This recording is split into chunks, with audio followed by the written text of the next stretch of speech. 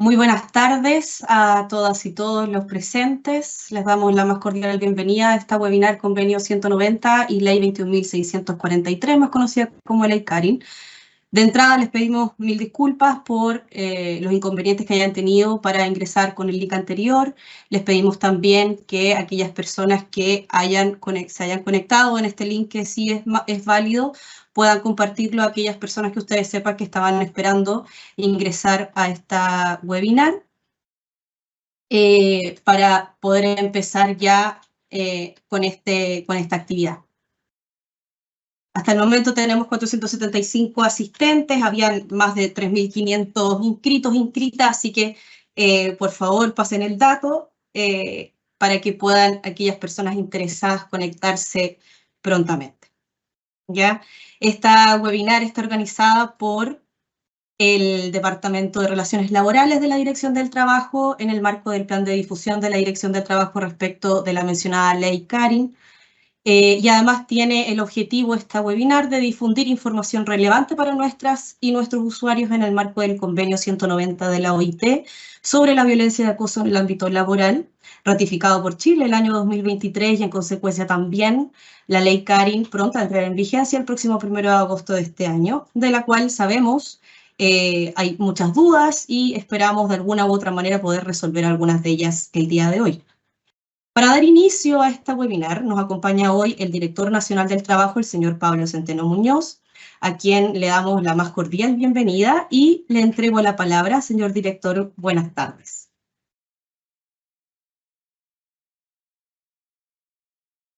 Buenas tardes, Constanza. Saludos a todos y a todas. En primer lugar, me sumo a las excusas por las dificultades técnicas que tuvimos al inicio de esta presentación, este encuentro, este webinar que vamos a tener el día de hoy. La verdad es que estamos ya en los últimos metros, por decirlo de alguna manera, en lo que implica la pronta entrada en vigencia de la Ley Carin, que como ustedes saben es una reforma bien importante al tratamiento que desde la ley se hace a propósito del abordaje de la violencia y el acoso laboral y sexual en el mundo del trabajo. Hemos estado ya desde, diría yo, la publicación de esta ley, que ha tenido un periodo de vacancia, trabajando en conjunto junto a las distintas instituciones y servicios públicos en una instancia coordinada desde el Ministerio del Trabajo y Previsión Social, particularmente por el subsecretario Claudio Reyes, en la adopción de todo lo que implica el adecuado cumplimiento de esta normativa en términos de la implementación de las nuevas obligaciones para los servicios, pero también de la entrega de información y las herramientas adecuadas para que las empresas, en conjunto con los trabajadores y trabajadoras, puedan comenzar la implementación desde el 1 de agosto.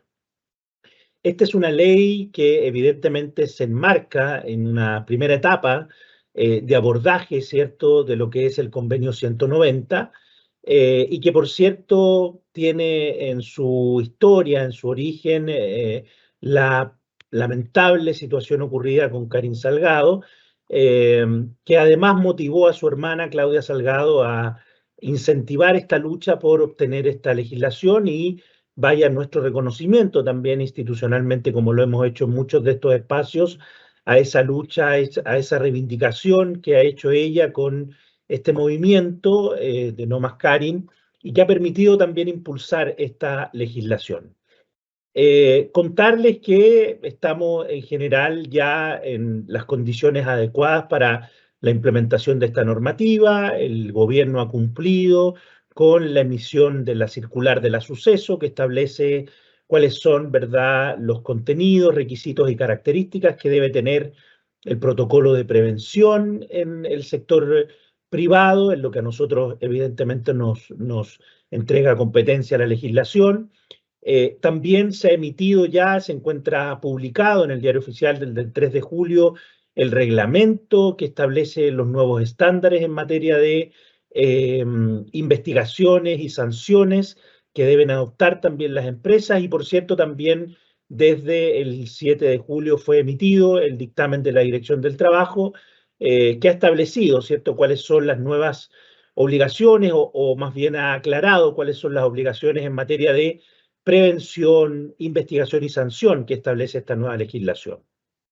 Lo hemos dicho, esta es una ley que establece un cambio de paradigma después de más de 15 años desde que se introdujera la tutela de derechos fundamentales en el Código del Trabajo, en el abordaje de estas materias muy sensibles y ahora específicamente en materia de violencia, acoso laboral y sexual, en donde lo que se pretende es dotar a las empresas en conjunto con el diálogo con los trabajadores y trabajadoras y particularmente con las organizaciones sindicales de un conjunto de herramientas que nos permitan prevenir la violencia y el acoso laboral y sexual. Esa es la primera definición, el primer objetivo de política pública que persigue esta legislación y que por tanto esperamos en el mediano plazo nos permita, por cierto, ir avanzando hacia un país en donde no sean las denuncias lo que esté puesto en el centro del relacionamiento en estas materias, sino que sea precisamente la capacidad de poder anticiparnos a las situaciones de violencia, acoso laboral y sexual y de esa manera que se adopten las medidas adecuadas para proteger eficazmente la vida y la salud de los trabajadores y trabajadoras, que es el mandato número 1 que en materia de seguridad y salud en el trabajo tienen los empleadores. Pero por cierto también hay una serie de cambios que se van a contar, ¿no?, en este webinar y que hemos ido también repasando en varias de las actividades de difusión, capacitación, etcétera, que implican nuevos estándares en materia del procedimiento, de investigación y de sanciones, de tal manera de poder hacer más eficaz la protección del Estado, pero también de los empleadores ante situaciones como las que se denuncian en este ámbito. Así que en ese sentido esperamos que este webinar, que implica una serie de actividades que se están realizando desde el Departamento Jurídico, ahora desde el Departamento de Relaciones Laborales, podamos efectivamente ir aclarando y entregando las herramientas. Se inicia un procedimiento de modificación de reglamentos internos que tiene que tener el rol activo de las organizaciones sindicales, como además lo establece el propio reglamento. Así que en ese sentido esperamos que este sea una instancia de mucha información, de mucha entrega de herramientas para buen implementar esta legislación y desde ya agradecer y reconocer también a todos los funcionarios y funcionarias del servicio, de los departamentos de la Dirección Nacional, pero de cada una de las direcciones regionales y de nuestras más de 87 oficinas a lo largo del país, que sabemos están muy preocupados y preocupados y ocupados y ocupadas para desde el 1 de agosto tener todo listo para que efectivamente podamos implementar esta legislación y en el mediano y largo plazo efectivamente ir siendo un país que reduzca efectivamente las tasas de denuncia, de vulneración, y en esta materia podamos llegar a tiempo, ¿no? Y que no vuelva a suceder lo que ocurrió con Karin Salgado, lamentablemente, y que, como decía, es el origen de esta legislación. Con eso voy a dejar a los panelistas. Se viene un webinar que tiene distintas etapas, así que esperamos que sea muy provechoso para todos y cada una de ustedes esta instancia. Muchas gracias, Constanza.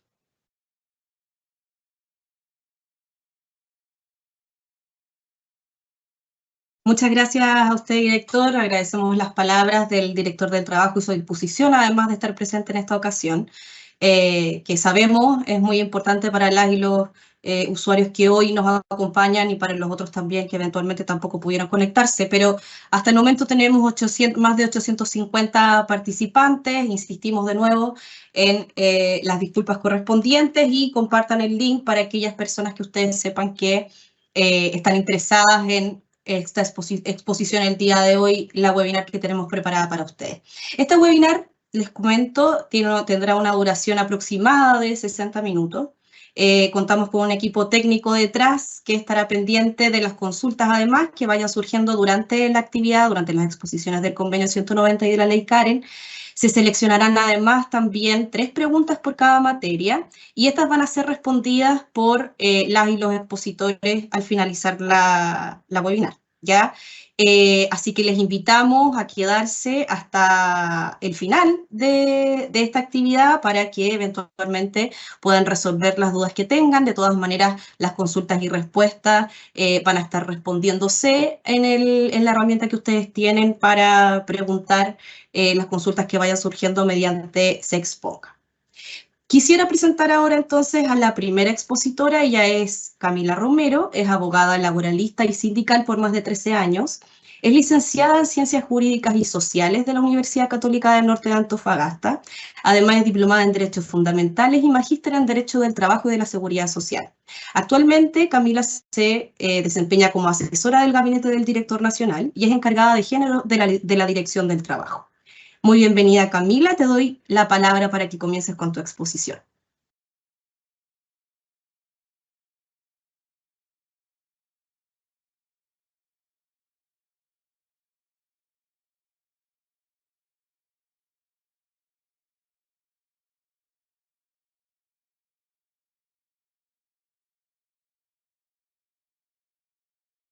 Camila, tu micrófono. Gracias. Perdón. Muchas gracias, Constanza. Micrófono. Muchas gracias por estar aquí. Bienvenidas y bienvenidos a todos. Muchas gracias también por la espera, por los inconvenientes.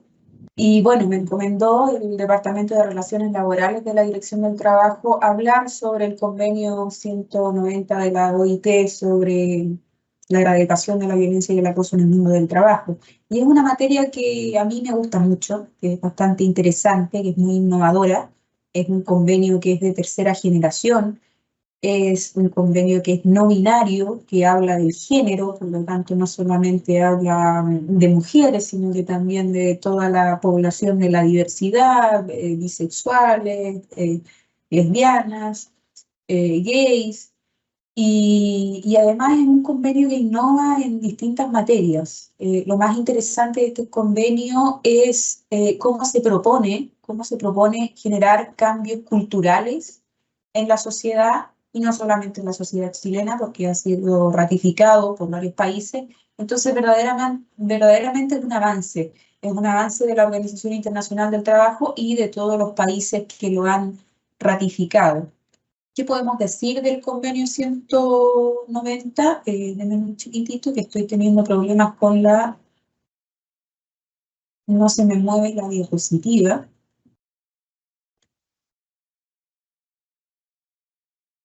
Se ve bien el título, ¿verdad? Ok.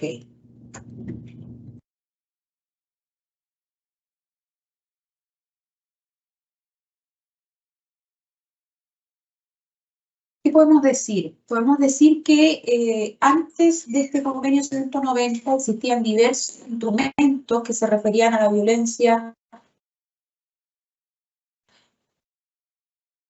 de manera dispersa y que fueron aprobándose aproximadamente desde la mitad del siglo XX. Y por lo tanto este convenio, lo primero que se debe señalar es que junta, sistematiza y ordena esta materia de la violencia y el acoso en el mundo del trabajo en un solo instrumento. Entonces, antes de este convenio 190 y de su recomendación 206, que es importante tenerlos considerados, ojalá leerlos, todas las materias sobre la violencia y el acoso estaban dispersas en diversos instrumentos internacionales.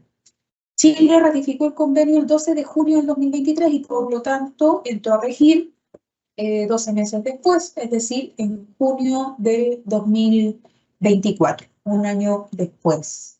Para acercar la materia y que no nos suene tan abstracta y que no nos suene tan difícil, voy a señalar un caso práctico que cuenta con diversos elementos que ojalá podamos reflexionar. Yo voy a dar algunas opiniones, pero la idea es que cada uno pueda reflexionar porque de este caso aparecen desde ya innovaciones que establece el convenio 190 respecto de la legislación chilena.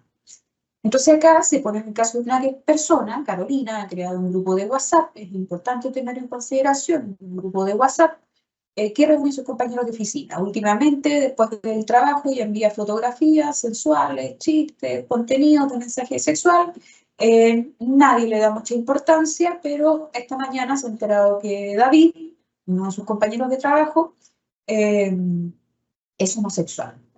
Entonces le pone ahí en el mismo chat, David, pero oye, que eres, si quieres yo te hago hombre. Ustedes le hacen el tono. Y esto, que podría parecer una situación natural, para el convenio 190 no es natural. Hay que tener en claro, y acá yo por eso destaco algunas palabras, que en primer lugar, y como innovación, el grupo de WhatsApp está establecido, es una comunicación digital, está establecido y se generan comunicaciones fuera del horario de trabajo, fuera del lugar de trabajo, además con compañeros de trabajo, y que además no ha existido ningún contacto físico, solamente hay una palabra, una oración. El convenio 190 como primera innovación, y ya lo vamos a ver, parte desde el centro de la víctima. Es decir, es importante lo que sienta la víctima, el daño que sienta la víctima o la amenaza de daño que sienta la víctima para que opere el convenio 190. Y eso es muy importante, porque generalmente nosotros tenemos en la cabeza que lo que determina el acoso o la violencia es ya la interacción, al menos de palabras, ¿verdad? Entonces, acá hay varias cuestiones. Hay un grupo de WhatsApp, hay comunicaciones que se generan después del horario de trabajo y hay solamente una frase. Para el convenio 190, esto puede ser constitutivo de violencia o acoso siempre que la víctima lo considere como tal, es decir, exista una susceptibilidad de daño. Vamos a ver más adelante cuáles son los conceptos que se establecen, pero esto es un caso práctico para que podamos entender más o menos dónde se mueve el convenio 190 y lo innovador que es. Entonces, ligados del caso anterior, para que nos vayamos ya señalando los elementos que establece el 190 como innovaciones, en primer lugar, y como le señalaba anteriormente, que todos los documentos que están dispersos, todos los instrumentos que están dispersos en la normativa internacional de prohibición de violencia contra la mujer, etcétera, todos los aborda de una manera específica violencia y acoso en el mundo del trabajo, incluida la violencia de género. Es importante quedarse con esto, esta distinción, porque por un lado nosotros tenemos el Código del Trabajo que habla del lugar de trabajo, pero por otro lado tenemos el convenio que habla del mundo del trabajo. No es lo mismo el lugar del trabajo que el mundo del trabajo. El mundo del trabajo es mucho más amplio y es ahí una de las innovaciones más importantes del convenio 190 y es ahí también una de las cuestiones en las que mi compañero Álvaro posteriormente va a hablar de la ley Carín. Es ahí en alguna de las cosas que tenemos alguna brecha entre la ley Carín y el convenio 190. Entonces establece el derecho de toda persona a un mundo libre de violencia y acoso y por lo tanto la obligación correlativa de respetar y promover y asegurar su disfrute. Y en esto es muy importante la ley Carín, porque la ley Carín se centra básicamente en prevención. Por lo tanto, promover, respetar y asegurar el disfrute de un ambiente libre de trabajo y de violencia, libre de violencia y acoso en el trabajo, la prevención en ese sentido es muy importante. Adopta un enfoque inclusivo e integrado. ¿Y qué entendemos por inclusivo? Inclusivo quiere decir que a la luz del convenio 190 tenemos que tener muy en consideración los grupos que pueden ser más vulnerables y los sectores que pueden ser más vulnerables. Los call centers son sectores muy vulnerables por la manera de trabajo y por el tiempo de trabajo, pero también hay grupos específicos que son más vulnerables. Las mujeres son más vulnerables, las diversidades son más vulnerables, la población migrante es más vulnerable. Por lo tanto, el enfoque inclusivo se refiere a eso, a resguardar siempre ese enfoque antes de la aplicación, e integrado quiere decir que todos los órganos del Estado, pero no solamente los órganos del Estado, sino que también la sociedad civil, sino que también organizaciones sindicales, actores, actrices del mundo del trabajo, deben participar en la prevención, en la investigación, en la sanción y en la prohibición, por lo tanto, de la violencia y el acoso. Sanciona los actos de violencia y acoso por parte de terceros. Eso también es una innovación muy importante del Convenio 190, y un caso práctico sería, por ejemplo, un profesor que recibe, vamos más allá de las malas palabras, que recibe un golpe físico de un apoderado. Este apoderado es un tercero de la relación. No hay ahí una relación entre el profesor y el director del colegio o sus jefes, sino que con un apoderado. Estos actos también pretenden ser abordados por el Convenio 190. Abarca todos los sectores, esto está muy ligado a que es el mundo del trabajo, abarca el sector público, privado, la economía formal, informal, el sector de las zonas rurales, de las zonas urbanas, y protege a personas, no le vamos a decir asalariadas, aunque el convenio lo habla de esa manera, pero protege a todas las personas que trabajan independientemente de su situación contractual. Por lo tanto, protege a personas en formación, pasantes, postulantes de un empleo, quienes estén desvinculados de un empleo, personas voluntarias, etc. En todas esas innovaciones hay hartas cositas hay hartas brechas que se detectan respecto de la ley Carín, pero vamos a ver más adelante, y mi compañero Álvaro lo va a presentar, cuáles son los avances significativos de la ley Carín que tienen que ver con los conceptos, básicamente, y con la prevención, sobre todo. Entonces, ¿qué es importante tener muy claro de esta presentación? Y yo diría que es lo esencial, son las definiciones, porque las definiciones son bastante amplias respecto de nuestra legislación. Entonces, la primera definición de violencia y acoso en el mundo del trabajo para el Convenio 190 es que es un conjunto de comportamientos y prácticas inaceptables, lo cual va a depender naturalmente de la cultura de un determinado país, de amenazas de tales comportamientos, y eso también es una innovación, porque las amenazas no son lo mismo que la acción propiamente tal, o la omisión propiamente tal, de tales comportamientos y prácticas, ya sea que se manifiesten una sola vez o de manera repetida. Esto también es una innovación importante. Recordemos que el Código del Trabajo, hasta la Ley Carín, exige reiteración. La Ley Carín elimina la reiteración respecto del acoso laboral, pero sigue persistiendo en los requerimientos de carácter sexual respecto del acoso sexual. En este caso, en el caso del 190, no se exige reiteración. Puede ser una vez o de manera repetida, y que tengan por objeto que causen o sean susceptibles de causar. Volvemos a lo mismo, a centrarse en la víctima. Porque ser susceptible de causar a causar es distinto. Los daños también se establecen, o los tipos de daños también se establecen en el concepto, y puede ser un daño físico, psicológico, económico o sexual. Esto, por lo tanto, incluye la violencia y el acoso por razón de género, ¿ya? Que, siguiendo la definición anterior, son los comportamientos dirigidos contra las personas por razón de su sexo o género, o que afectan de manera desproporcionada a personas de un sexo o género determinado, e incluyen el acoso sexual. Entonces, el convenio también establece respecto a esto, comprendiendo que, no sé si lo señalé, pero el 51% de la población son mujeres.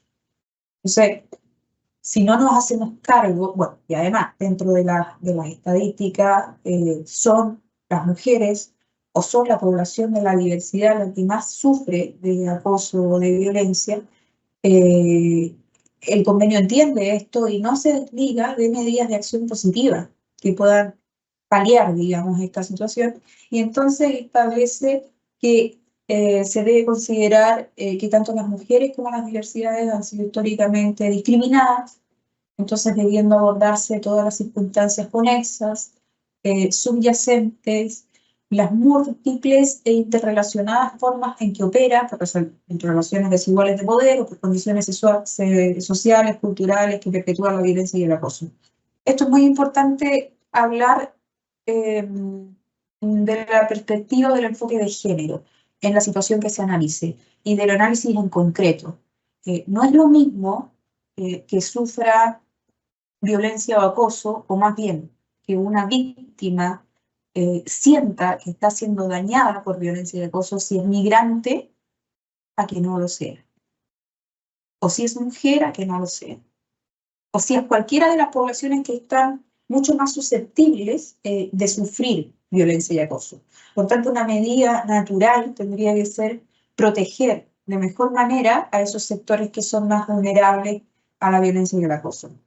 Y además, y esto es muy importante porque esto también es un asunto en el que como Estado estamos al debe, es que promueve la adopción de medidas para mitigar el impacto de la violencia doméstica en el mundo del trabajo.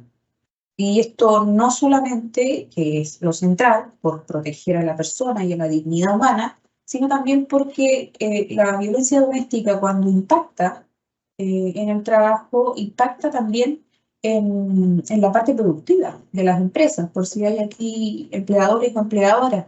Entonces, claro, el convenio se hace cargo en esas dos facetas y por eso es aprobado también de manera tripartita, o sea, no solamente por trabajadores ni trabajadoras, sino que también por empleadores y empleadoras.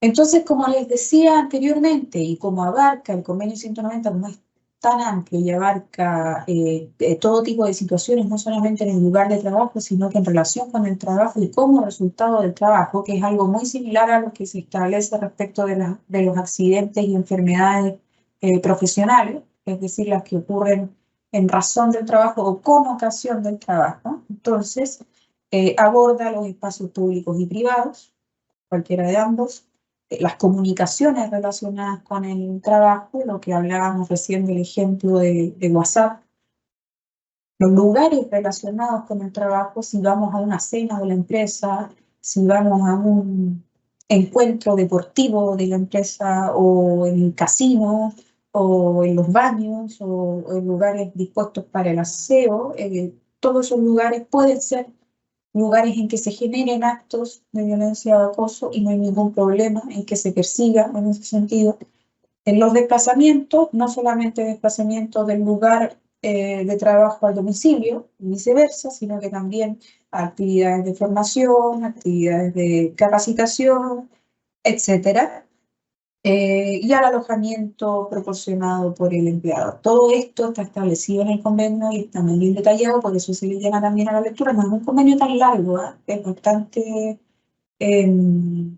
pedagógico, no es tan difícil de comprender y la recomendación además también detalla cada uno de estos puntos. Complementa, digamos. Entonces, también el convenio se hace cargo de la relación que existe entre el cumplimiento de los derechos fundamentales y los principios fundamentales del trabajo con el cumplimiento del convenio. En otras palabras, si nosotros pudiéramos respetar y garantizar efectivamente los derechos fundamentales y efectivamente los principios del trabajo establecidos por la OIT, probablemente no existirían actos de violencia o acoso.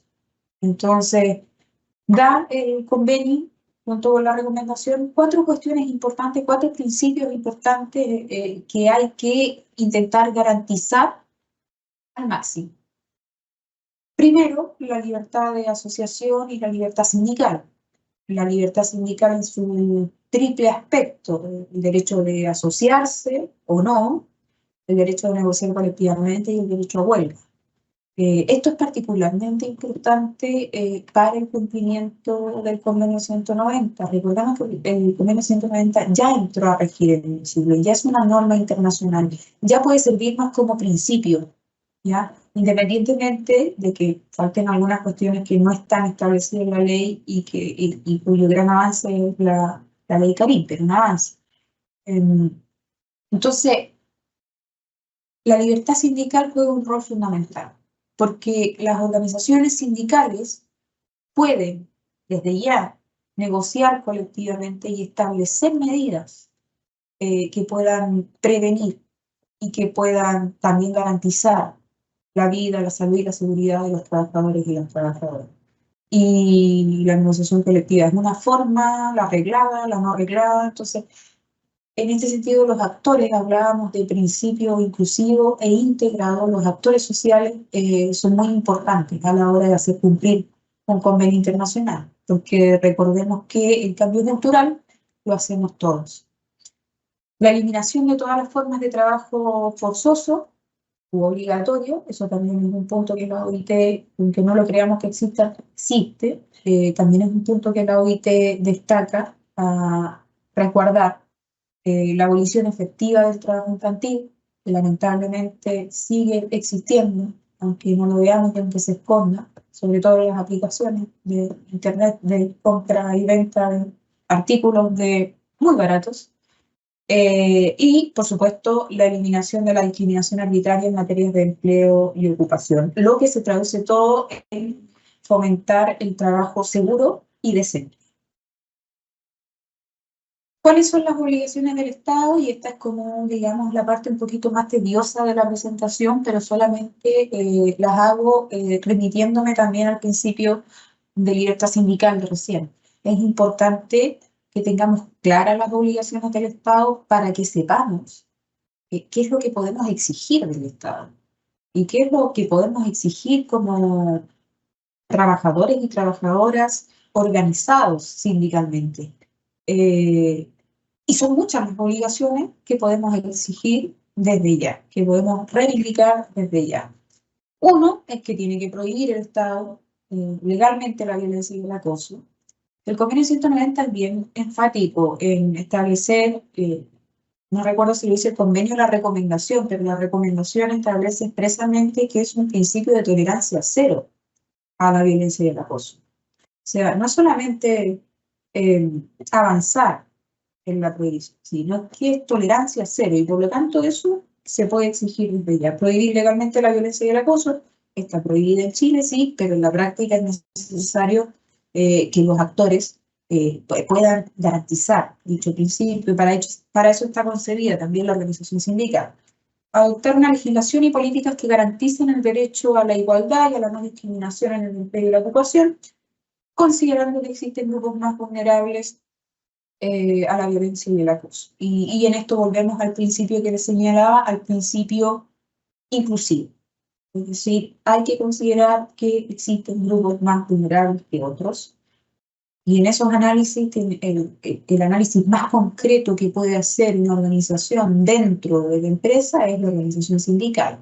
Porque la organización sindical está ahí, en buen chileno, donde las papas queman. Entonces saben cuáles son las situaciones y cuáles son los grupos más vulnerables.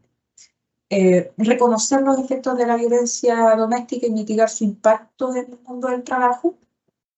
Adoptar una legislación que exige a empleadores la obligación de tomar medidas apropiadas y acordes con su grado de control para prevenir la violencia y el acoso.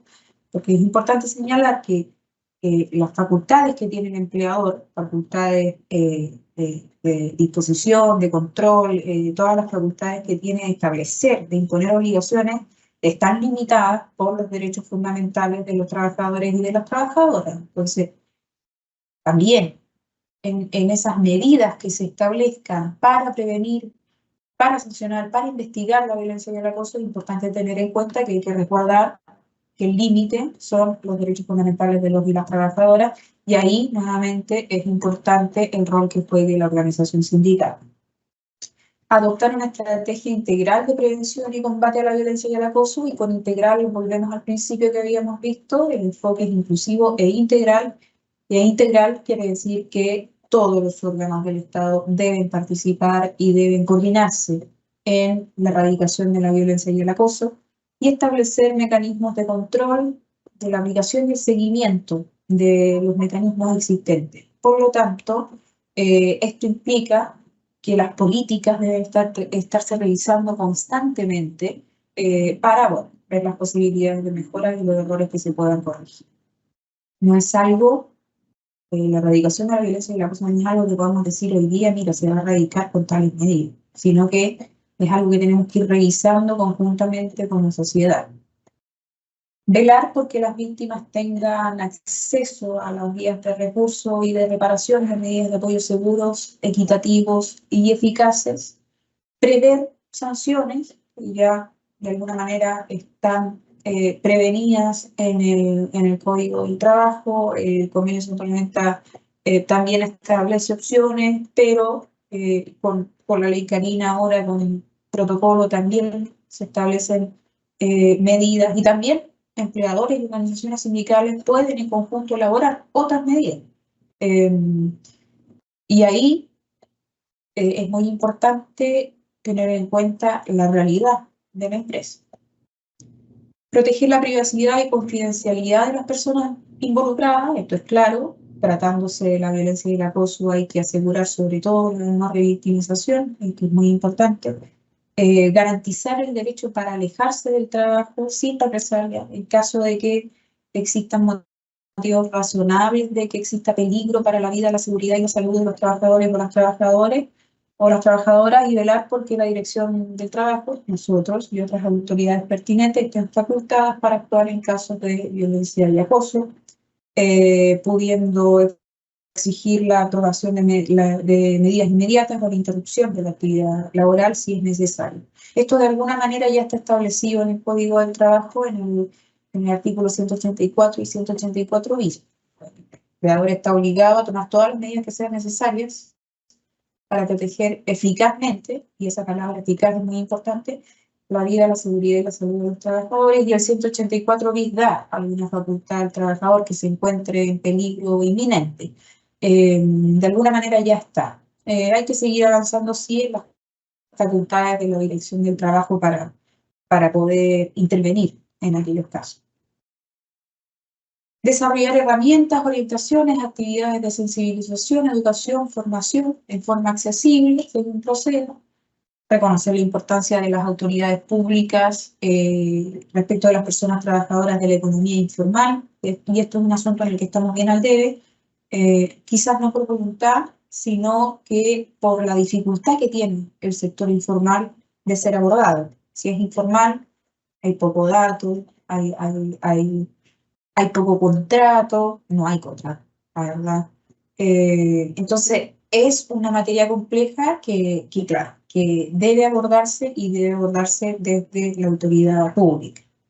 Y, como lo decíamos recién, respecto del principio de integración, es que tenemos que identificar los sectores, las modalidades de trabajo y las personas, los grupos diversos que son más vulnerables a la violencia y al acoso, porque respecto de ellos hay que tomar las medidas más inmediatas y urgentes.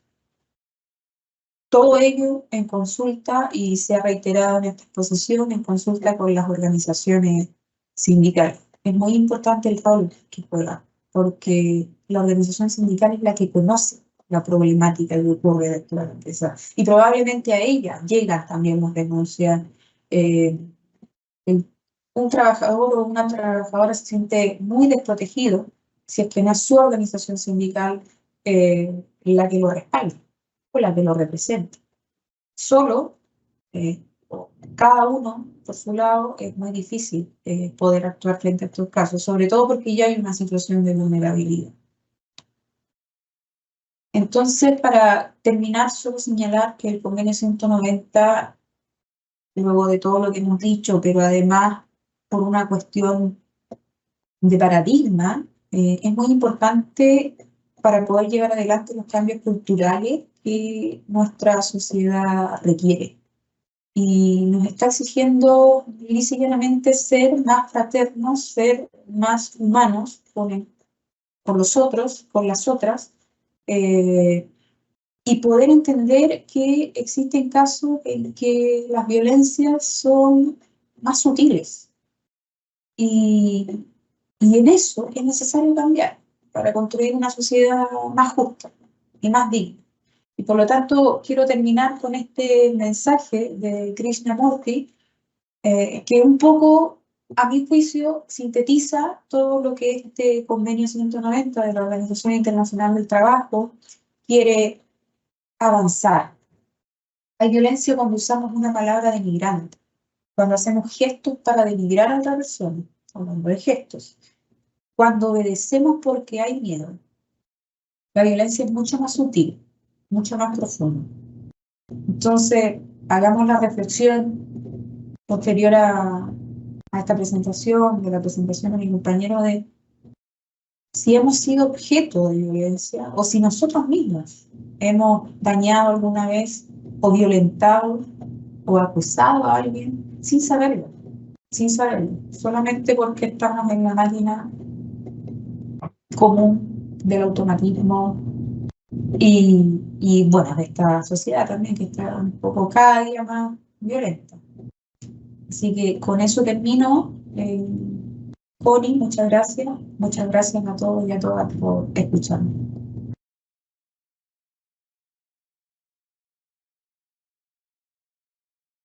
Muchas gracias a ti, Camila, por la exposición, por las últimas palabras además. Ahora con más de 1000 participantes de esta webinar, quisiera entonces presentar a nuestro segundo expositor.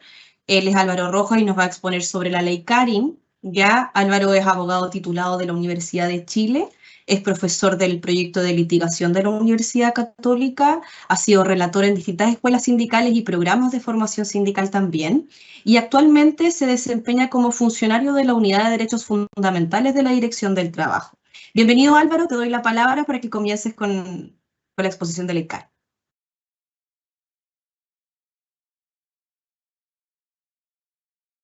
Muchas gracias, Constanza. ¿Se escucha y se ve bien ahí? ¿Se ve bien la presentación? Ok, muchas gracias. Entonces, para comenzar, entendiendo la reducida cantidad de tiempo y lo extenso de la materia, bueno, agradecer a todos los participantes. Sabemos que aquí van a surgir muchas dudas.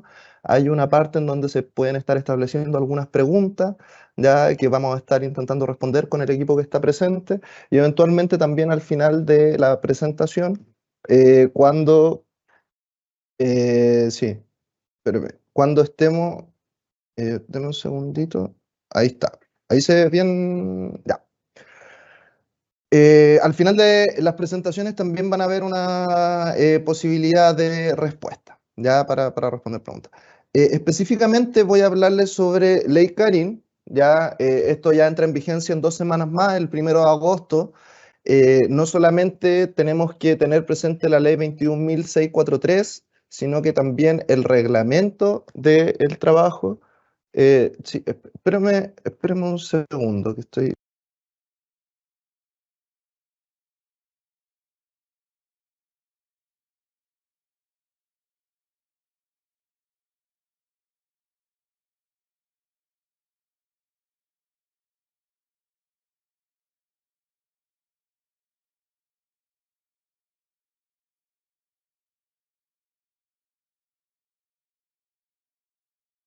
Entiendo que ahí no se está compartiendo la pantalla, ¿cierto? Entonces, sí.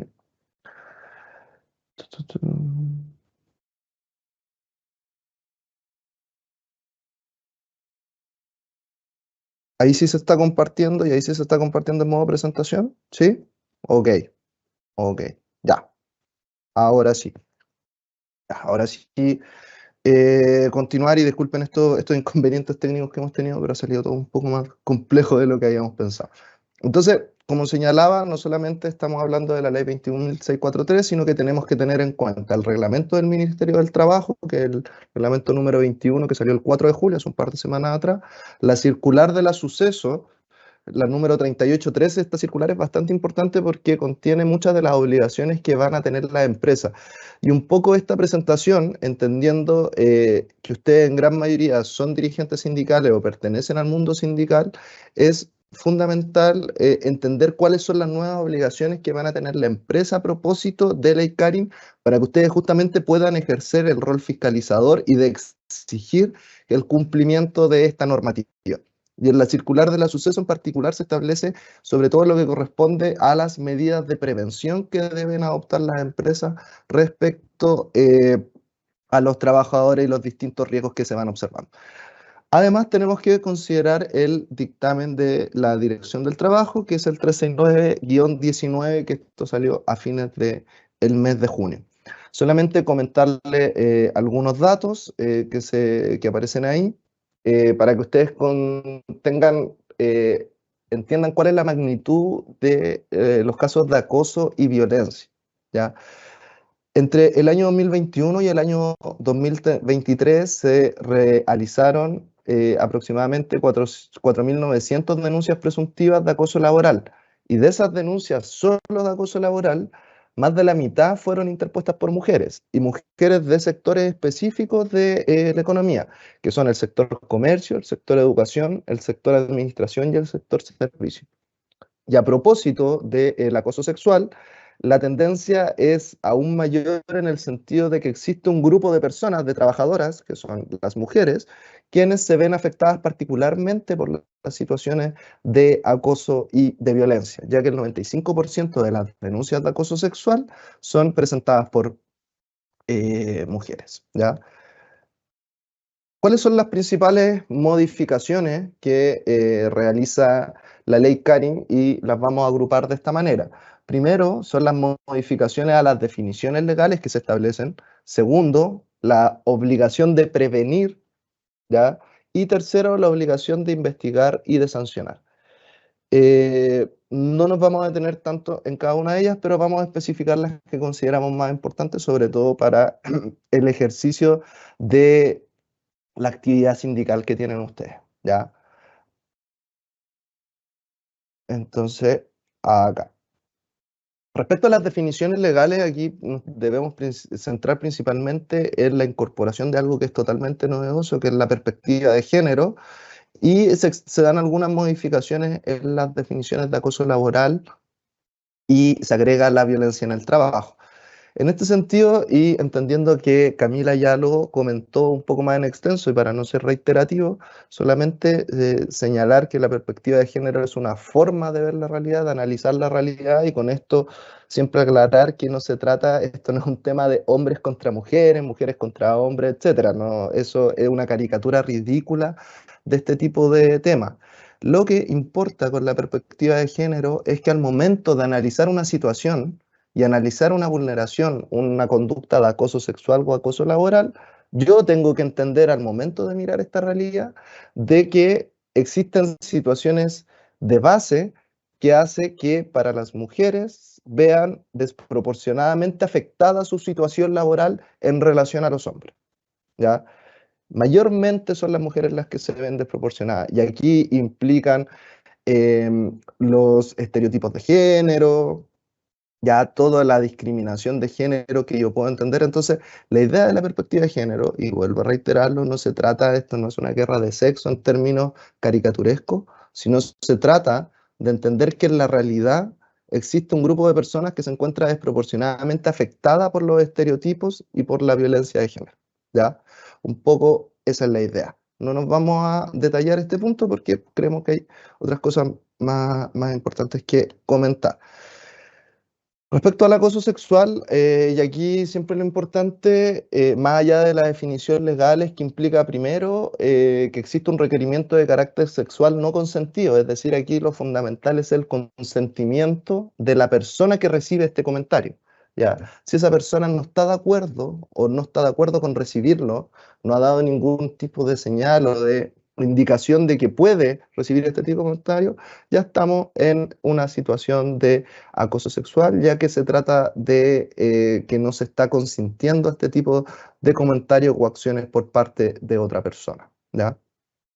Aquí es importante también señalar de que cuando hablamos de acoso no estamos hablando solamente de situaciones físicas, de contacto físico o de contacto verbal presencial, sino que también estamos considerando todas las redes sociales, las plataformas de comunicación de las propias empresas, los sistemas, los correos electrónicos, los WhatsApp, el Workplace, ya no sé, los distintos sistemas en que ustedes se comunican también está incluido dentro de donde yo debo observar si existen conductas de acoso sexual y acoso laboral, ¿ya? Esto es acoso laboral, ahí está mal la PPT, pero tiene que decir acoso laboral. Y aquí lo importante es que se trata de una conducta o hostigamiento ejercida por el empleador o por trabajadores en contra de otro trabajador por cualquier medio, y aquí nuevamente vamos al tema, no se trata solamente de una agresión física o verbal de manera presencial, sino que también podemos estar a lo que se establece mediante los sistemas informáticos, las redes sociales, los distintos chats que se utilizan en las empresas. Aquí lo fundamental es ¿qué se entiende por hostigamiento u agresión? Nosotros como Dirección del Trabajo siempre hemos entendido que es hacer daño, molestar, burlarse, generar un descrédito, herir la dignidad de la persona, ¿ya? Y como señalábamos, incluye el acoso psicológico, el abuso emocional o mental y cualquier otro medio, cualquier forma en donde lo que se intenta es herir la dignidad de la otra persona. Aquí es fundamental porque la ley Caris lo que hace es aperturar este concepto, ya que anteriormente se exigía una reiteración en la conducta. Desde el 1 de agosto en adelante ya no va a ser necesario que exista una conducta reiterada. Y aquí, sin embargo, y esto es muy importante recalcarlo, que ocurra una vez no significa que ya estamos hablando de inmediato de un acoso laboral.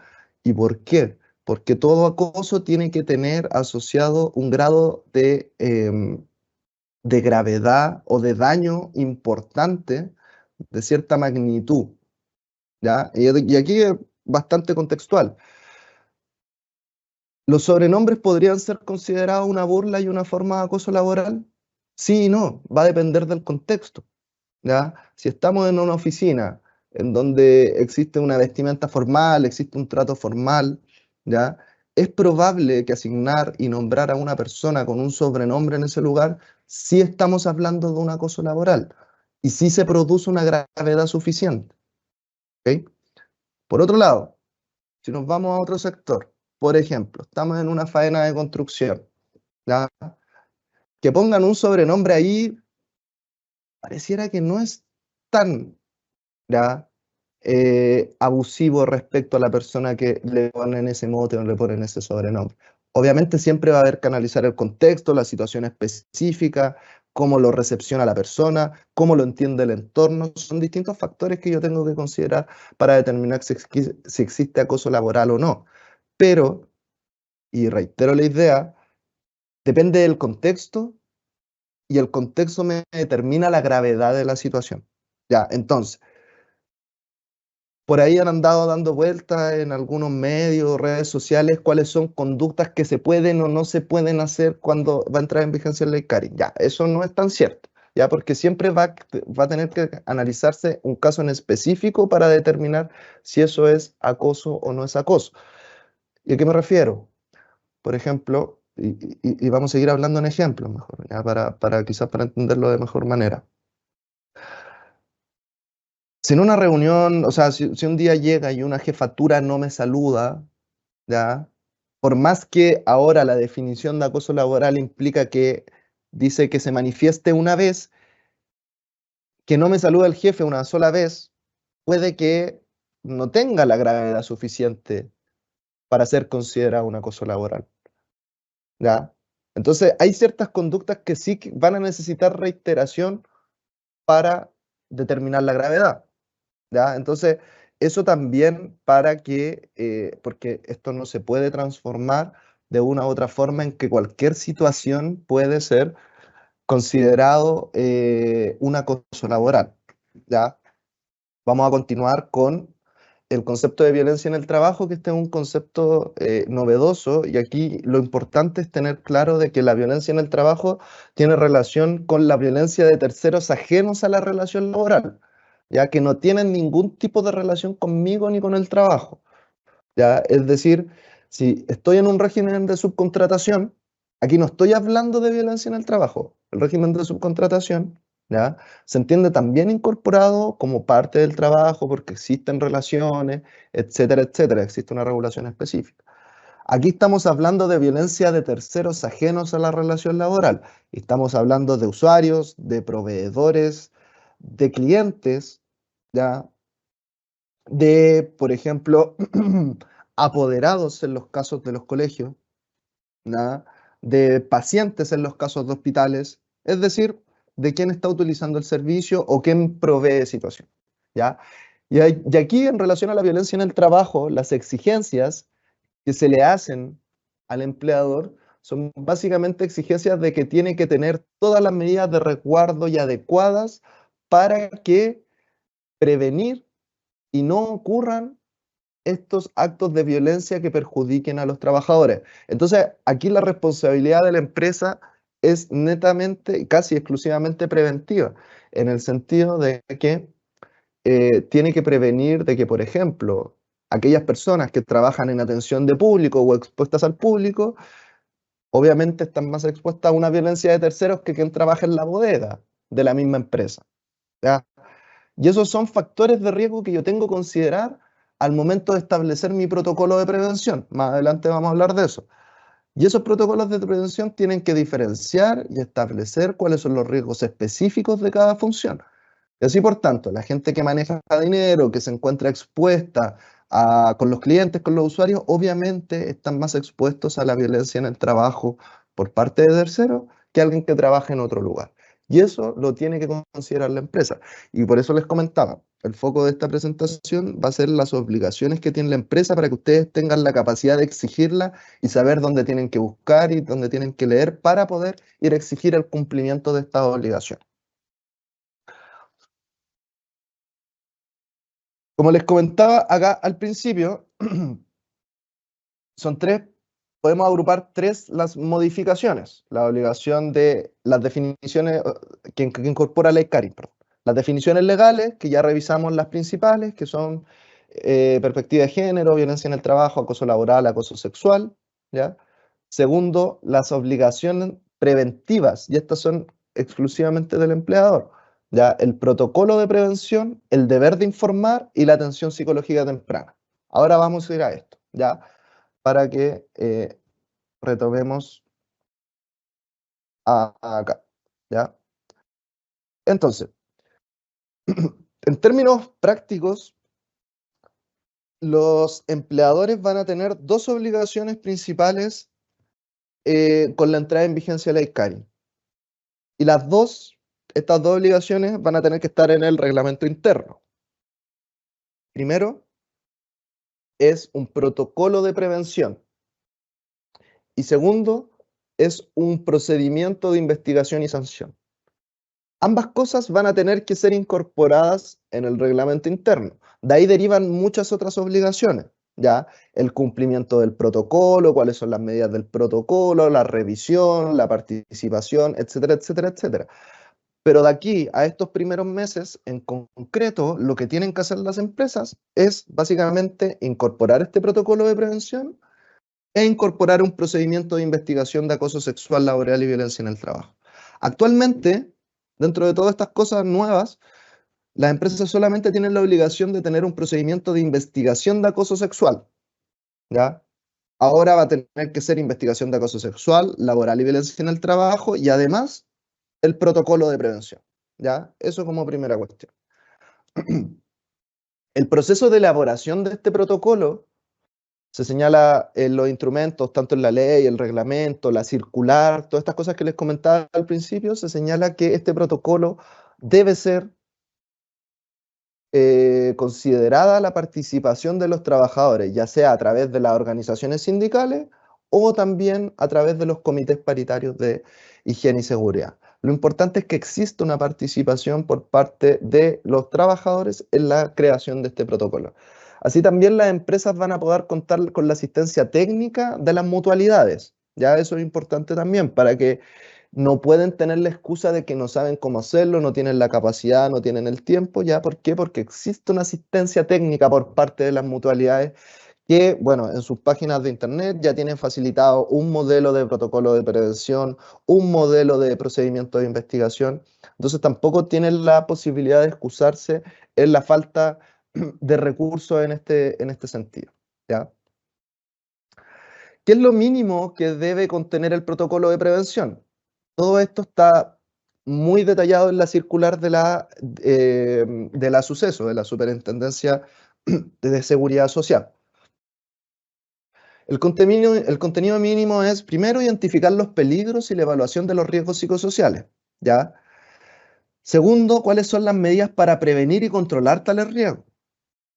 Tercero, medidas para informar y capacitar a los trabajadores de las medidas de prevención y protección, medidas para prevenir el acoso sexual, laboral y la violencia en el trabajo, y medidas para el resguardo de la privacidad, la honra, qué hacer ante denuncias inconsistentes y cuáles van a ser las formas y mecanismos de prevención, formación, educación y protección. ¿Ya?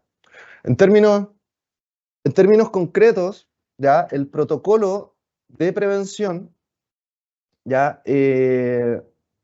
Lo que va a establecer es, por un lado, identificar todos los riesgos asociados al acoso sexual y al acoso laboral y a la violencia, ya lo que les señalaba adelante.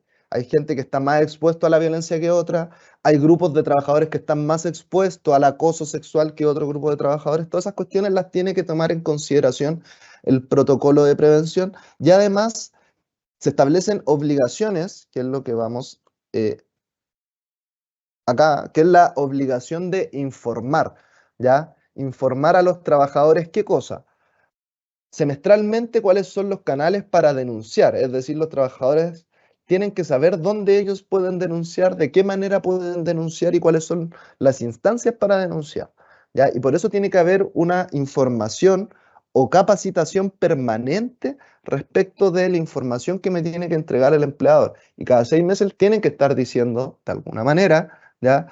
Recuerden que si sufren acoso sexual, laboral o violencia, pueden denunciar acá, etcétera, etcétera. ¿Ya? Y la obligación del empleador de la atención psicológica temprana. Y esto en términos prácticos, ¿cómo va a operar? Básicamente, las medidas de resguardo, que no creo que las alcancemos a ver ahora por el tiempo, pero una de las medidas de resguardo, una de las medidas que puede tomar el empleador inmediatamente recibido una denuncia por acoso sexual y acoso laboral o violencia, es derivar al trabajador denunciante, a la persona afectada, a la potencial víctima, a una atención psicológica a la mutualidad correspondiente. Esta derivación se va a tener que hacer con un DIAT o con un DIEP, es decir, se asimila a un accidente del trabajo, a una enfermedad profesional. Esto es bastante importante porque toda la ley lo que hace respecto a las obligaciones de prevención, y como también ya se dijo en su momento, es equiparar de alguna u otra forma la labor preventiva del empleador respecto al acoso y a la violencia, casi de igual forma a los accidentes del trabajo. Es decir, tiene el deber de informar, tiene el deber de capacitar, tiene el deber de tomar medidas, ¿ya? Si se dan cuenta, es un símil a cómo se tratan los accidentes laborales y a la enfermedad profesional, ¿ya? Entonces, en este sentido, es que la atención psicológica temprana, para ser derivada, ¿ya? El empleador va a tener que elaborar un DIAT o un DIEP al respecto, ¿ya? Quería también tocar rápidamente este tema, que esto se señala en la circular de la superintendencia, que es cuáles son conductas que no son ni acoso ni violencia en el trabajo, también para ir descartando, ¿ya? Y aquí hay algunas, y las vamos a nombrar rápidamente, ¿ya? Implementación de políticas de la empresa, asignar un programa de trabajo, informar al trabajador sobre su desempeño, es decir, si un jefe va y le comenta a un trabajador que no está realizando que no está realizando bien su trabajo, está con un mal desempeño o tiene que retarlo por determinadas circunstancias, eso en ningún caso estamos hablando de un acoso. El acoso se produce cuando detrás lleva la intención de humillar o de afectar desproporcionadamente a una persona, o cuando tiene por finalidad poner en riesgo su trabajo, es decir, se lo amenaza con que va a ser despedido, ¿ya? O existe una burla o existe una exposición frente a terceros. Es distinto que me reten a mí en una oficina a que me reten frente a todo el resto de mis compañeros de trabajo y me humillen. ¿Se entiende? Entonces, como siempre, va a haber que verlo de manera contextual, pero aquí se deja como una lista de conductas que no pueden ser consideradas acoso, ¿ya?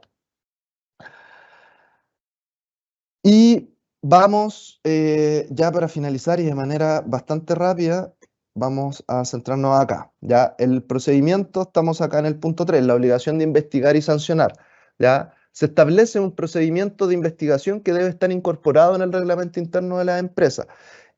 Y se establecen nuevos estándares en la investigación de acoso sexual y laboral. Estos estándares son tanto para la empresa como para la dirección del trabajo. Nosotros también tenemos que mejorar, y estamos en ese proceso, ¿ya?, de implementar esta ley, de establecer mejores formas de investigación, mejor forma de realizar las preguntas. Tenemos nuevos plazos para realizar las investigaciones, nuevos requisitos, hay nuevos principios, ¿ya?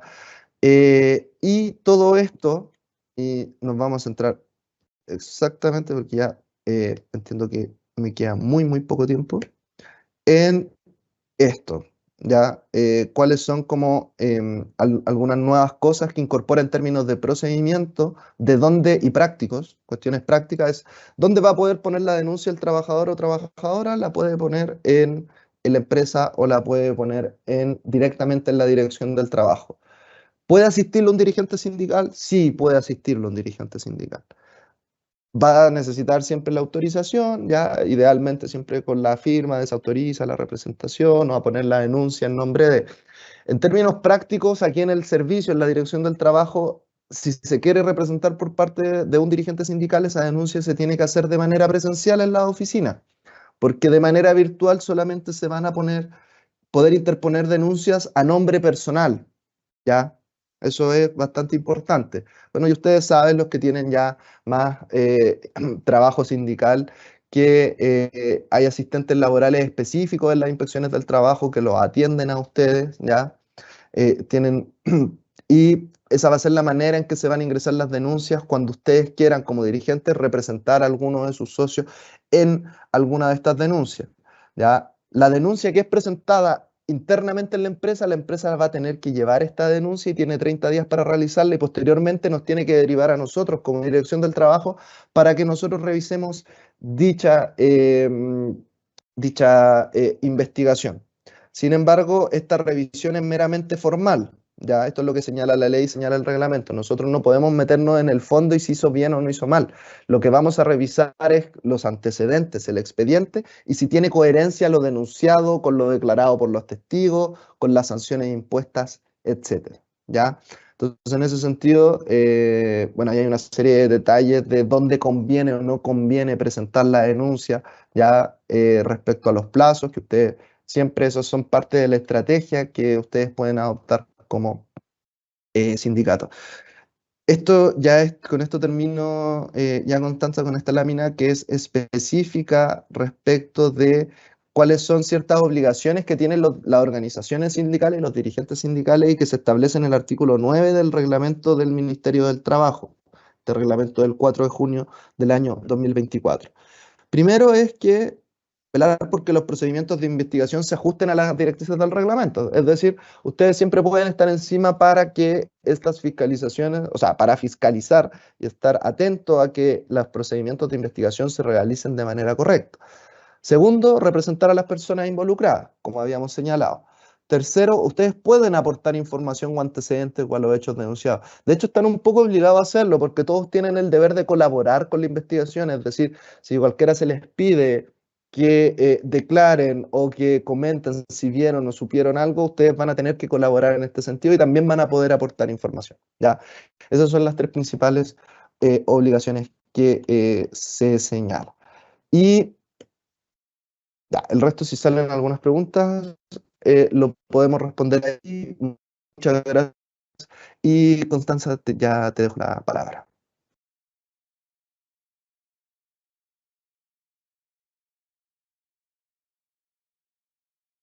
Gracias, muchas gracias ahí, Álvaro, por tu exposición muy completa. Además, veamos si las preguntas eventualmente puedan ir complementando aquello que se te quedó en el tintero por temas de tiempo. Ya queremos agradecer de todas maneras a los asistentes, a las y los asistentes que todavía continúan con nosotros en esta webinar de Convenio 190 y Ley Karin. Y como les dije en un principio, íbamos a recoger en el chat de esta webinar, en ese preguntas y respuestas que ustedes tienen para algunas consultas y dudas que tengan respecto de las exposiciones.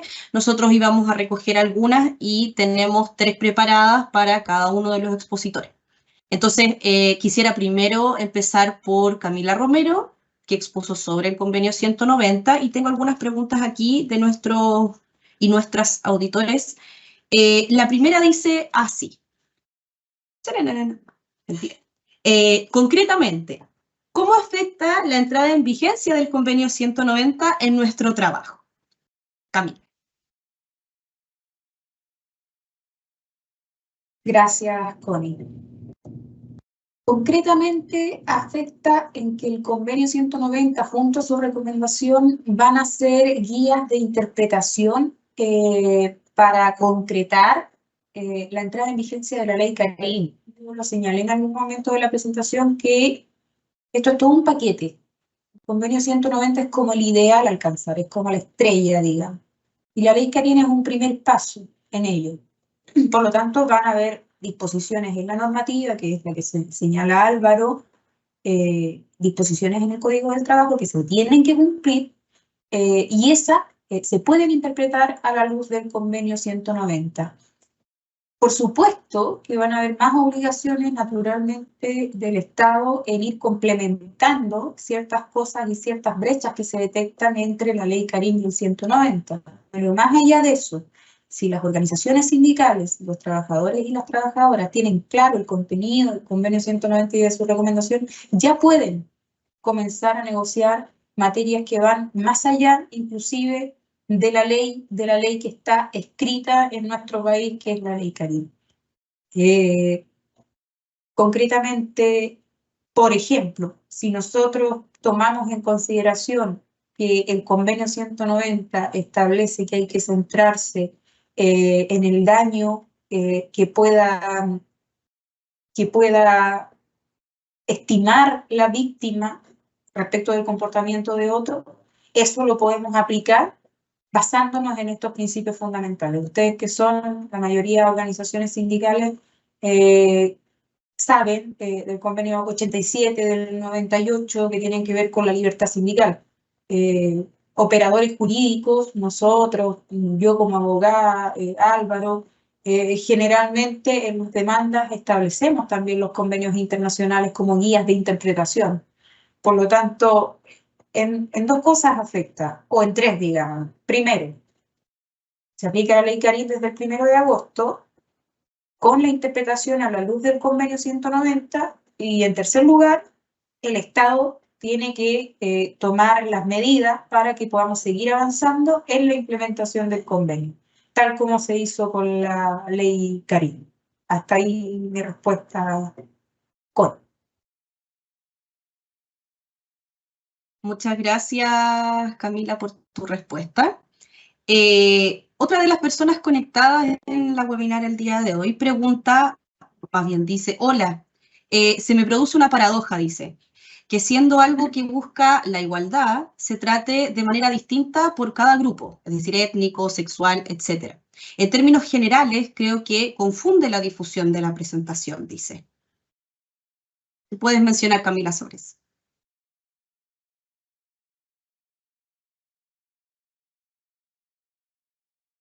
Gracias, Connie.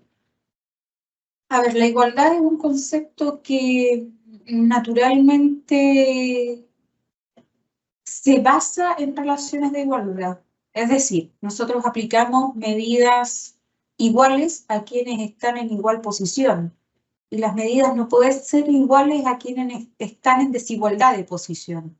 En una relación laboral, y yo imagino que ustedes pueden conocer esto, en una relación laboral hay una relación de vínculo de subordinación y dependencia. El trabajador o la trabajadora individualmente considerado no están en la misma posición que el empleador o la empleadora, ¿verdad?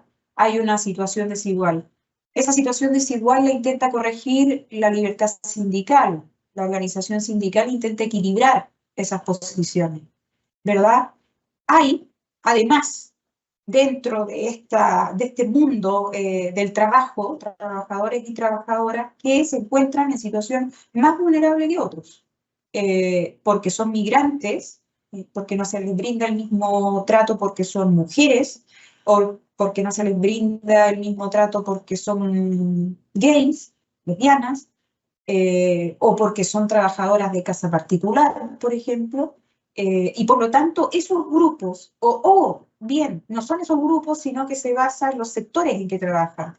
call center, lo nombraba en la presentación, trabajan en condiciones, en una oficina muy chica, atendiendo el teléfono todo el día, trabajadores y trabajadoras que trabajan en horarios pero ininterrumpidos y a veces más de 12 horas, o sea, más allá de lo legal. Esos grupos son más vulnerables y por lo tanto requieren de otras medidas de protección más allá de lo normal, digamos, entre comillas, si se puede establecer el concepto de normalidad. Por eso que la igualdad o alcanzar la igualdad merece un trato distinto para quienes están en posiciones distintas. Ahora, quienes están en la misma posición merecen un trato igualitario. Y en eso se basa inclusive el derecho del trabajo. O sea, el derecho del trabajo, el Código del Trabajo trata de regular esta situación de desnivel que existe entre empleadores y trabajadores y trabajadoras, y lo trata de regular a través de establecer derechos mínimos y hasta a través de garantizar la libertad sindical.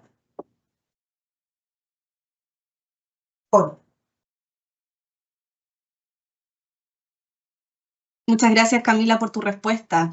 Tenemos una última pregunta ahí del tema del convenio 190 para ti, Camila, que dice, ¿cuál es la diferencia del mundo del trabajo al del lugar de trabajo en la perspectiva del convenio 190?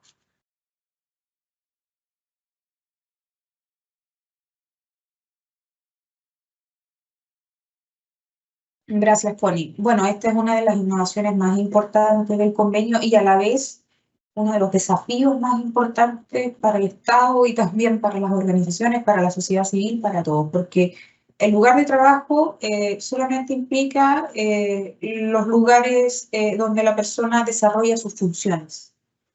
El mundo del trabajo quiere decir que, bueno, en los lugares donde las personas desarrollan sus funciones, pero también la relación contractual que tienen con un empleado. Ustedes saben que el Código del Trabajo regula las relaciones que son laborales.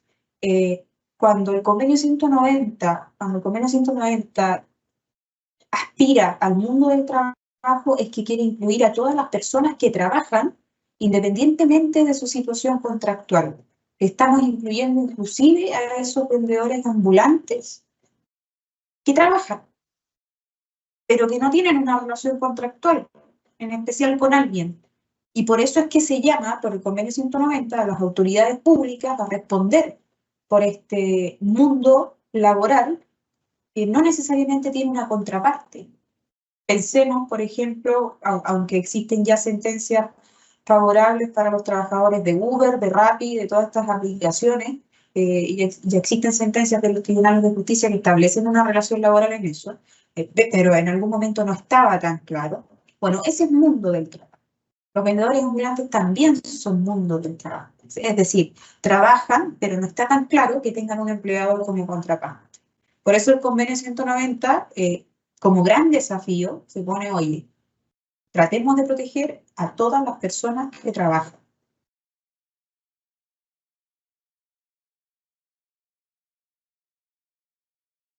Hasta ahí. Perfecto. Gracias, Camila. Muchas gracias por las respuestas. Yo creo que, esperamos así haber respondido, aquellas preguntas que surgieron de la audiencia. Entonces, ahora voy a pasar con las próximas 3 preguntas para Álvaro en la materia del ENCARIM. Y aquí una primera pregunta que es bien general, se hace recurrentemente, y es ¿qué pasa o qué sucede con las denuncias falsas? Álvaro.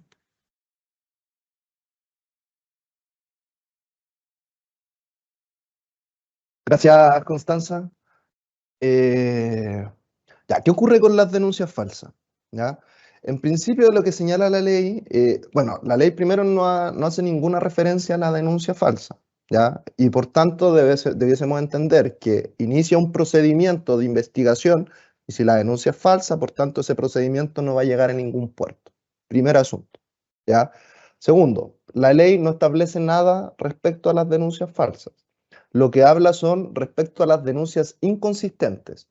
¿Y cuáles son las denuncias inconsistentes? Son aquellas que no poseen los suficientes datos o antecedentes para poder continuar con la denuncia. Es decir, ya es bastante probable de que existen denuncias falsas, no van a poder ser tramitadas. ¿Por qué? Porque ya son inconsistentes.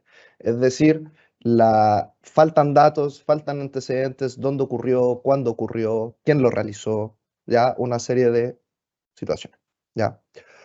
Eso es una segunda alternativa. ¿Ya? Es decir, uno, lo que les comentaba. Primero, la ley no dice nada. Segundo, si es una denuncia falsa, ¿ya? Puede que esta denuncia sea inconsistente y por tanto no continúe la investigación porque es inconsistente. Tercero, si es consistente, pero la denuncia es falsa, el resultado de esa investigación va a ser que es una denuncia falsa y por tanto no va a tener un resultado. El informe y las conclusiones de investigación no van a señalar si tal persona abusó o acosó de tal otra, porque no se va a lograr demostrar si es falso. ¿Ya? Cuarto, en caso de que esa denuncia falsa afecte la honra de la persona falsamente denunciada, esta persona tendrá que denunciar y se iniciará un procedimiento de investigación respecto a esa situación. Esas son las alternativas que se observan y cómo lo hemos visto nosotros del servicio. ¿Por qué? Porque la ley no establece nada respecto a denuncias falsas, ¿ya? Y aparte, lo último, Connie, antes de la siguiente pregunta, es señalar que, al menos estadísticamente, y los estudios que nosotros hemos realizado, menos del 3% son denuncias falsas. ¿Ya? Normalmente la denuncia es verdadera. Muchas veces no se logra demostrar por temas de prueba, porque no había nadie más viendo, etcétera, pero que no se logre demostrar no significa que no sea verdadera, significa que no logramos conseguir la prueba, ¿ya? Entonces, para que tengan claro de que el universo, al menos estimado que nosotros consideramos de denuncias falsas, no supera el 5%. Constanza.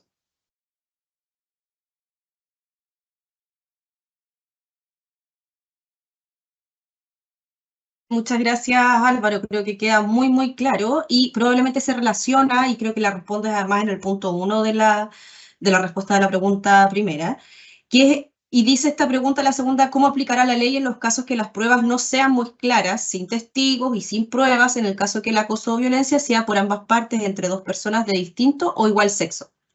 Ahí confírmame tú o si quieres reforzar alguna de las ideas.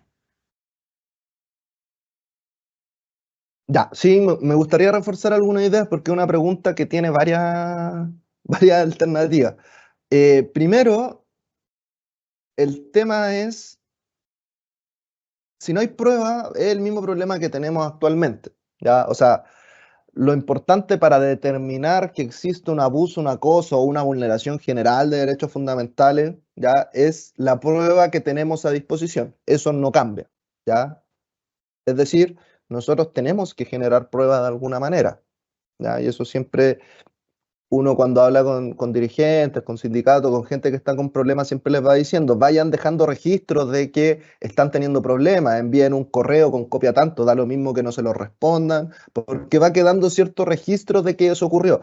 Porque normalmente la vulneración de derechos fundamentales se intenta ocultar o esconder bajo una conducta normal que no es vulneratoria. Siempre el empleador son muy vivarachos, entonces o retan o castigan o amenazan a una persona en determinada situación que saben que a ellos no los está exponiendo. Y eso es cierto. Y eso va a continuar ocurriendo porque eso son cuestiones de realidad, ¿ya? A ver, pero ante eso, ¿qué es lo que existe? Es nosotros, para investigar y para determinar y constatar que existe un acoso o una violencia, no necesitamos la prueba concreta. Es decir, un ejemplo muy claro.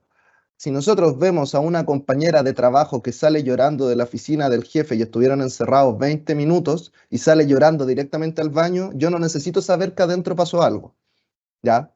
Porque indiciariamente, esto es la prueba de indicios, que son una técnica que nos permite suponer de que algo ocurrió. En base a determinados indicios nosotros podemos suponer, ah, ya, ocurrió esto. O sea, yo no sé qué es lo que le dijo el jefe, pero algo le dijo el jefe si salió en esas condiciones.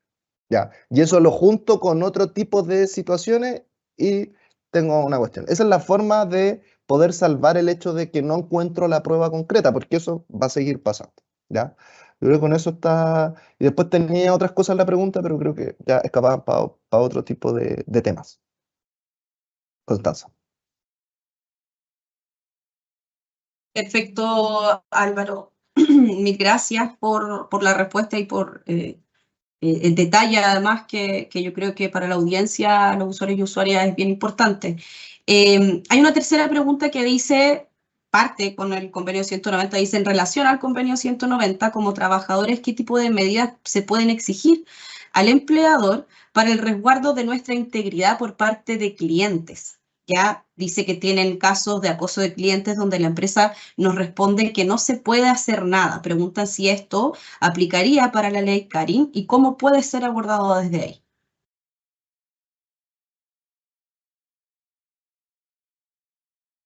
Ok.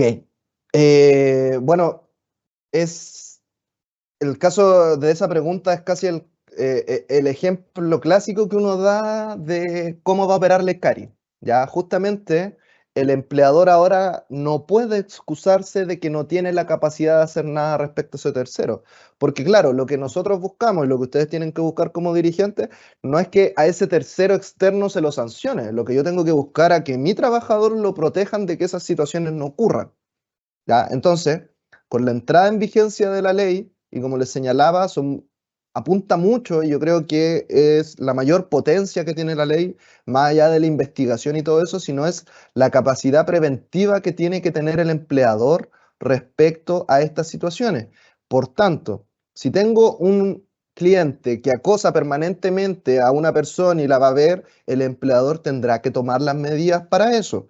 Si tengo un cliente, un proveedor que vaya es violento con uno de los trabajadores de la empresa, el empleador tiene que tomar las medidas para eso. Y si no adopta esas medidas, está vulnerando los derechos fundamentales. ¿Por qué? Porque con la entrada en vigencia de la ley Karin existe el derecho de todos a trabajar en un lugar libre de violencia. Y el acoso y la violencia por parte de terceros se entiende por parte de. Entonces, justamente con la entrada en vigencia de esta ley, la idea es que ustedes puedan exigir la adopción de medidas, adopción de medidas inmediatas y que tengan que estar reguladas en el protocolo de prevención y que estas medidas sean eficaces y sean eficientes, es decir, que tengan resultados. Ya no va a bastar con el que el empleador diga, esto está en el reglamento interno, y diga, ya sí, está en el reglamento interno, pero usted no lo está ejecutando o usted no lo está aplicando de esa manera y por tanto mi trabajadora sigue siendo violentada por un tercero o sigue siendo acosada por un tercero. Eso es Constanza.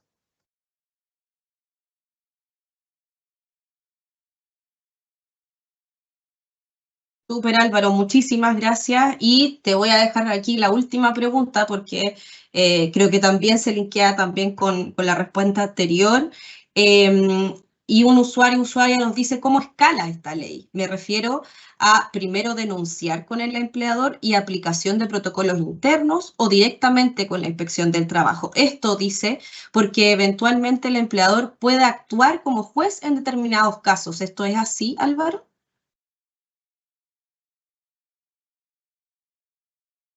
Ya, gracias Constanza. A ver, lo importante que ustedes sepan es que la denuncia puede ser interpuesta en la empresa o en la dirección del trabajo.